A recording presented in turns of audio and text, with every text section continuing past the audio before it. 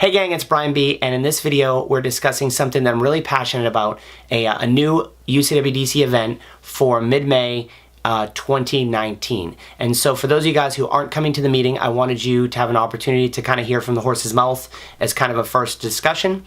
And for those of you guys who are coming to the meeting, I wanted you to have like a little prep of an overview. So in the video we discuss a little bit about where I'm coming from, our vision for the event, and some of the concerns that I've heard by talking to a good number of you. But in short, I'm very humbled and very passionate about the opportunity to put a UCWDC event on the map in my home city here in Louisville, Kentucky. So thanks for taking the time, and we'll see you on the other side. What's up, gang? My name is Brian Baracoskas. Some of you might know me as a superstar line dancer. Some of you might know me as a master's level competitor. And some of you, we may not have met in person before. I'll introduce myself more in a second, but first I want to share a story with you. Back in 1997, a city kid from Boston walked into a country bar in Louisville, Kentucky. Now that's not the opening to a corny joke, that's actually my story. 20 years after walking into that bar, I had the incredible honor of being elected to the UCWDC Hall of Fame. Now let me catch up with what's been going on with me off the UCWDC floor over the last 20 years.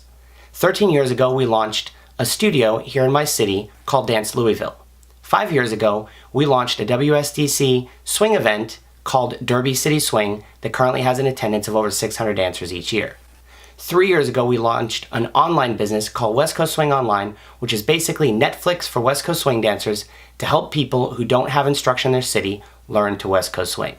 Okay, now that we're caught up, I'd like to ask for your help and support of a new UCWDC event here in Louisville, Kentucky, May 9th through 12th. See, I think we're all alike. We all love dancing, and we want to expose dancing to as many people as we can so that we can share all of the great things that it's given to us in our lives. And that's exactly why I'm passionate about a new UCWDC event here in Louisville, Kentucky in May. Now let's create a little context for the event. On the calendar, it's going to stay 8 weeks after Peach State and 8 weeks before Indy Dance X. For those of you guys who don't live in the Midwest, we have no drivable events during that time of the year. Now, we are aware that there are 2 events on the UCWDC calendar in May. 1,000 miles away, we have Houston, and 500 miles away, we have Mid-Atlantic. But for those of us who live in the Midwest, specifically Chicago, Indianapolis, Louisville, Kentucky, Cincinnati, St. Louis, and Nashville, there are no events within driving distance. So our purpose and vision with the event is twofold. Number 1, service the existing dancers in the Midwest. Number 2, we have a growth plan to grow the event to brand new dancers. Now, if we get sanctioning, we want to market the event through a website that I'm building, affectionately known as Country Dancing for Dummies. Now, it's not going to be called that, but let me explain. The site is designed to communicate all of the awesome things that country dancing has to offer. We all know that it's a cheaper alternative than ballroom. We all know it's a more friendly alternative than ballroom. We all know that we have social dancing, which ballroom doesn't have. Coming from the swing side, we know that it provides a lot more pro-am opportunities and couples opportunities to be a little bit more serious about your dancing than just Jack and Jills. Now, it's going to be aimed at professionals and amateurs alike. On the professional side, we're going to talk about how to get started running a pro-am business. What are the ranges of things that you need to know coming from the ballroom or swing world that are slightly different in the country world? Same thing for the amateurs. What are the things that they need to know moving over from another existing world that are a little different than what they know?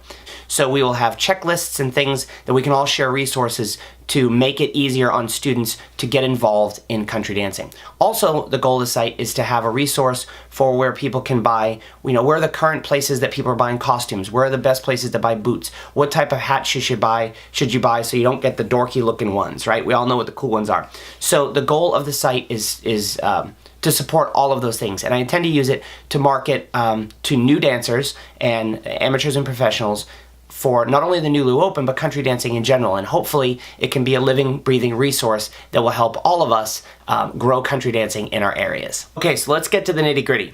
As I've talked to a bunch of the event directors, I've learned quite a bit about some of the inner workings of a UCWDC event.